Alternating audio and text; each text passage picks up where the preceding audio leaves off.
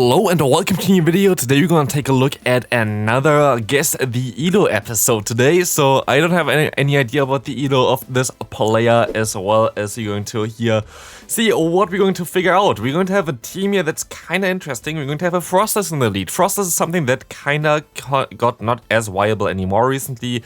Still going to be pretty interesting. Froslass can beat the Noctowl as well as the Medicham pretty easily, while having a lot of neutral matchups. The entire meta is kinda weak to Ice-type Pokemon right now as well, so it's kinda an interesting pick to use. We also have the Shadow Swampert here as well as the Galarian Stunfisk. This footage is provided by my Singaporean grandma, which is definitely a very nice joke there by them. They changed their username, was RustinJ before, which also provided us already some gameplay prior from like exclusive events, which was kind of nice, so thanks to them. But here we can take a look now at what Elo they're most likely going to be. We're going to see a Shadow Granbull, which is usually not seen that often, at least in upper Elo I feel like, but Bastion is. Victreebel lead is something that I'm kind of scared for this team, because Victreebel actually will be able to beat the Froslass usually. But of course they will be able to then align their Galarian Stunfisk against that, but still can be a little bit of a trickier one, because you don't even get to another charge move here. Allowing the opponent to go for their own Leaf Blade here. They're going to let this move go through. It's going to be the Leaf Blade as well, and you're going to go kind of down already with the Stunfisk here, as you're going to encounter a Deoxys coming in. This is actually pretty decent for you, because you can go for an Earthquake and now swap out, and the likelihood of them having another Bastion in the back is pretty high, so you can just use your shields here, and you should be pretty fine here. Let's see what's coming in. We're going to see them going for one charge move here first. The Hydro Cannon is coming through, gonna get the shield from the opponent, and we will be able to see the Bastion now swapping in here onto the charge move. Very nice swap by the opponent here as well, preserving their Deoxys, but I don't think that's going to help them too much. You can overfarm by quite a bit here, as you're going to be able to reach basically 2 Hydro Cannons already. I think you could have even overfarmed by one more fast move, but this Hydro Cannon going to knock out the opponent, this next Hydro Cannon going to knock out as well the entire team of them. So that's going to be a good game so far. Opponent has a pretty interesting jacket. This opponent, for example, has already a jacket from the last season, or this is actually, no, it's I think from this season, the Legend jacket there. So they're most likely playing already for a little bit, and they're a little bit more invested into PvP. We see a Dunsparce coming in though, which is a little bit more spicy. Going to go ahead, go into your Swampert here, which is a smart decision, because you're going to be able to resist the fast move, making this basically around like a 1 damage fast move, which is kind of wild, because I mean, most likely it's actually 2 damage, but like the rollout is such a bad move in my opinion. Like, it's not really a great one. It does generate energy pretty fast, but it just literally doesn't do any fast move pressure at all. It's just like literally like a lock on, but worse. So yeah, don't really know. Not the biggest fan of this move at all, but like, of course, it's very good on the Dunsparce, because it has a very good coverage there with Rock Slide as well as Drill Run. We're going to see another Medicham coming in here with a Psychic, and we're going to see the 3rd Bastion, I think, in 3 games so far. Amazing. Definitely a higher gameplay here than as well, because you're going to see Bastion not as commonly, I guess, on the lower rating, because it is a very XL Pokemon. Like, you have to use a lot of starters to get into this one, so I feel like you kinda see this more likely in like higher Elo ranges, but we don't know for sure yet. As you're going to be able to go for another Rock Slide here. This Rock Slide going to do some decent damage, going to let the opponent forfeit anyway, because they knew that there was nothing they can do. Trevenant is awkward for this team to deal with, because of course your lead going to lose against it, but also your backline going to lose against it. But you're still going to be able to get it pretty low here. What the opponent going to try here is most likely just go ahead and go for 2 Seed Bombs, trying to get the shields from you. You're going to have to shield up once here already. You're going to try to swap onto the next Seed Bomb. Very great play here by you. That is going to be very good for you, as we're going to see the Lantern coming in with the Water Gun. You will be able to, I thought you actually would be able to reach the Earthquake in time, but you're not. You can still swipe the Surf here, which is a great play by you. Definitely knowing the damage calculations there with Surf, allowing you to nearly knock them out, but put them perfectly into farm range for your Swampert. This might be ideal for you as well, as you're going to get now the Registeel out of here. This is amazing for you. You just can go straight for Earthquake. This is your best play to go for, and you're gonna just knock them out straight away. The opponent coming back in with a Trevenant, and you have a lot of energy stored here, allowing you to knock them out, as well as the opponent going to forfeit basically by not shielding the move. Very good lead for you. We see the Granbull again. This is interesting. I actually don't know. Maybe is this the team that I showcased prior as well with the Shadow Ninetales in the back now? That could be the case. You're going to swap into your Galarian Stunfisk, which has to shield up this move. It's going to be most likely a close combat. And you will be able to see now, need a full farm now? Okay, yeah, you're going to throw a charge move here. Definitely a smart decision here to knock out the opponent like this. As you're going to see the Medicham coming back in here, I expect them to have the Shadow Ninetales in the back at this point of time. We see the Earthquake going to hit the opponent. They have to still go for one charge move here, as you can go for one Rock Slide, trying to get them a little bit lower into farm range, but the opponent going to shield up anyway for whatever reason they did this. I have no idea. You will still be able to go ahead and go into your Froslass, and I think you just let this move go through exactly. I kind of forced you even bait here, kinda, but it doesn't really matter. You're going to just go straight for the Swamp, and you're going to have to overfarm here by quite a bit. If it's going to be the Shadow Alola Ninetales, you have to hit them with one Earthquake. It's going to be the Ninetales here for sure. It's going to be Powder Snow though. I think going for Earthquake would have helped you out quite a bit here, and you're not going to do this, but you're still going to be able to win the CMP tie. And yes, this is a team that I showcased prior. So very cool that people still use SWAT as well. There's actually one that I came up kind of myself with. I didn't copy this one from anybody, so very nice one here to win this with 1 HP as well. So very good, very great play so far. Don't really see too much that I would say is like off. We see a lot of meta teams from the opponents. We see like that your rating, like in general, your plays are pretty spot on. The team itself, I'm actually not too pleased with this. I don't know if, like, I actually don't like teams where I feel like there is no great say swap. Here, neither Swampert or the Galarian Stunfisk function as a great say swap in my opinion. Galarian Stunfisk a little bit more than Swampert, because Swampert gets just walled by a few Pokemon like completely, like Trevenant or whatever, like flying type Pokemon, whatever. But here you're going to be able to go ahead and go into your Pidgeot against the your Stunfisk against the Pidgeot. Nearly correctly there, like nearly correct there. That was definitely the way to go and way to say it. But yeah, I don't know. You're undercharged a little bit there, which was not really, I think it wasn't intentional, but it doesn't really matter because you have to go for another charge move anyway. Brave Bird from Pidgeot actually just around 50% health here, as you're going to see. Around like 40%, I would say. But you will be able to go ahead and just go and shield up the next charge move. Going to be another Brave Bird. You're going to overfarm, but sadly this was a CMP tie. You can knock them out straight away with this one. As you're going to see, the last Pokemon going to be the Noctowl, a team that also I showcased before already, and a team where I might make a video about this one as well again, but we will find out shortly. Good to see now the Noctowl going for one charge move here, Skytech coming through, as we're going to see the Hydro Cannon coming through from yourself.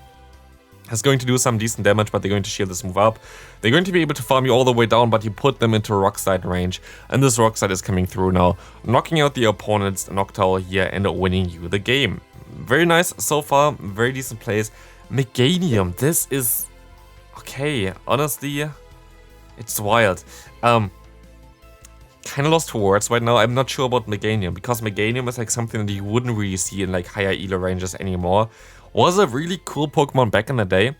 Not gonna lie, would kind of like to try it out again, honestly. Especially the Shadow version of Meganium sounds like a lot of fun, as you will be able to even do damage against something like Registeel with your Earthquake. But honestly, it's like such a bad Pokemon right now. Like, it's not really the best Pokemon to play. It just doesn't have anything to it. Like, the thing is that you don't have a secondary typing, which really hurts you, I feel like, as a grass type right now. We will see the Rock Slide coming through from the opponent, going back into the Meganium. It's still going to give you some kind of problems. Well, went for the Rock Slide instead, but the opponent going to go for the Friendly Plant here anyway. You have to go into your Froslass, and the opponent going to swap out into the Bastion. Great play there by just going to overfarm to one Avalanche, which basically seals the deal right now. You should be able to win CMP with your Froslass against the opponent's Meganium, and this should be a good game, but you kind of hardwalled the opponent as well here. But it's very interesting to see, yeah, the opponent having a Meganium here. This is something that you rarely see nowadays. Very, very interesting there. As you're going to see the Earthquake coming through here, and the Avalanche also coming through. Like, what is your guess right now? What do you think? Where is this elo range right now? Let me know in the comment section, of course. I feel like right now, at least, it's like around 2,700, 2,800 maybe. It's definitely a tricky one, because like you play very, very well. Your team definitely works out pretty well as well so far, of course. But the opponent also sometimes brings some more spicier stuff. Like, I wouldn't really expect to see at like 3100 plus rating or whatever. Too many Grand Bull, or like a Medganium, that would be like kind of spicy. Also, so far he only put in the wins of themselves, which is something that I, by the way, don't really like to see all the time. Of course, it can be coincident if you have like a crazy win streak, that can just happen as well.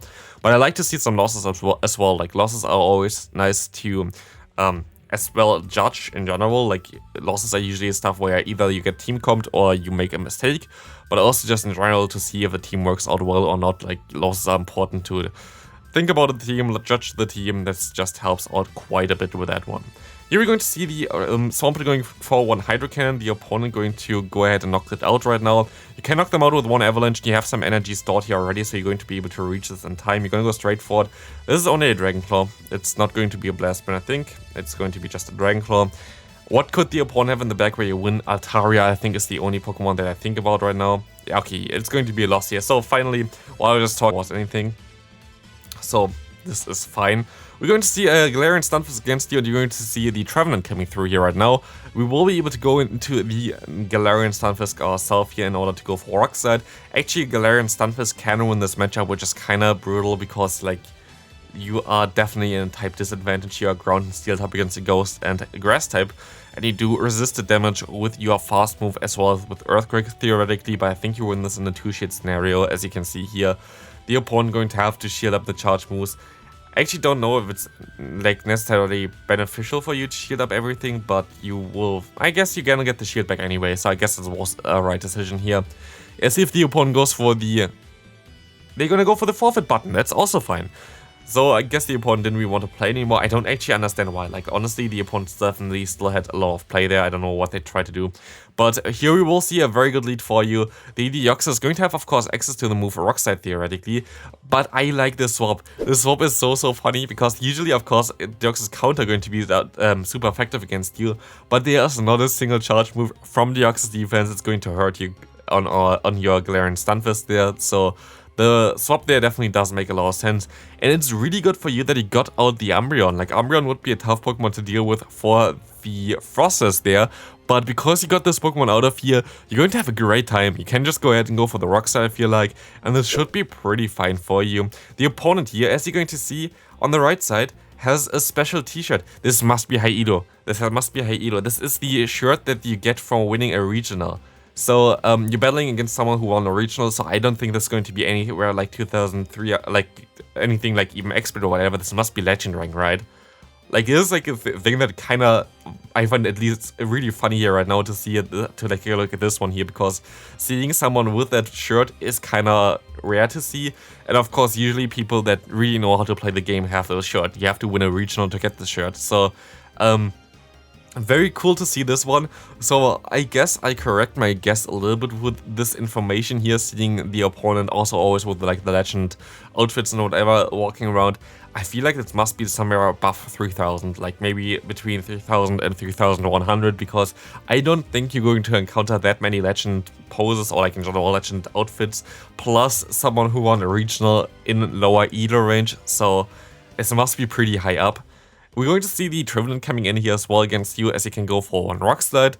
This Rock Slide going to do some pretty decent damage here, and we will go ahead and, I guess, let this move go through. Seep, I'm going to not knock you out. This is amazing for you. This will be really good for you because it's going to put them into farm down range for the Froslass. IVs do matter, as you can see here. Like, my Galarian Stunfisk wouldn't have survived this move here.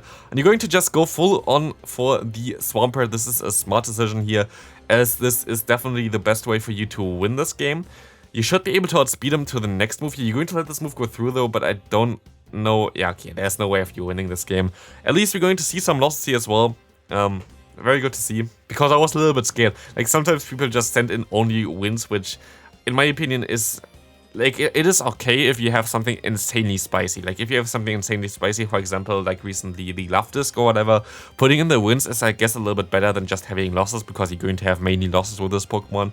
But for like an actual team like this one here, I really like to see some losses as well, because it just is very telling for where the issues for the team is just a team com loss, and also for the series itself, it's just very good to see potential mistakes by the players. While here, currently there are not a lot of mistakes that this player did so far. We see the Rock Slide coming through here right now, going to do some decent damage, going to knock them out here straight away, and let's see what's coming in now for your Galarian Stunfisk. It's going to be a Swampert again, of course. We will see most likely a no shield coming up here. You try to go for the rock side, just try to get them lower.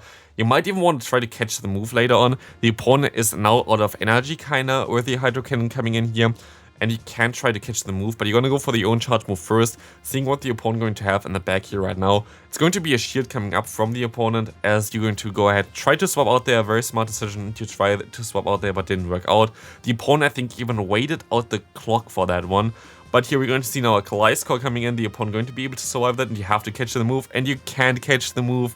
And this is going to be such a close game, but both players played that so well that I feel like, yeah, it must be like above 3000 Elo in my opinion, based on the playstyle of the especially recent opponents, as well as all the legend outfits, as well as the regional winner that you battled there as well.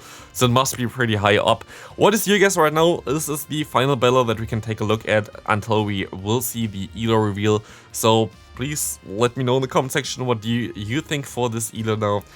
Also, if you enjoy the series, please leave a like on it. I feel like a lot of people do enjoy this. A little bit of a different approach to Go Battle League, trying to see how people play, trying to really engage with that and see which Elo range they have. I feel like this is a cool series. If you also feel like this, please leave a like on the video. That would really appreciate it, and also would spread this video a little bit further. This is going to be it for this game here, most likely, as you're going to see the Bastion coming in. We have a Galarian Stunfisk in the back. They're going to forfeit, and we will see it is above 3000 Elo range here, 3050. Did you get us right? Let me know in the comment section. I'll see you in the next video. Bye.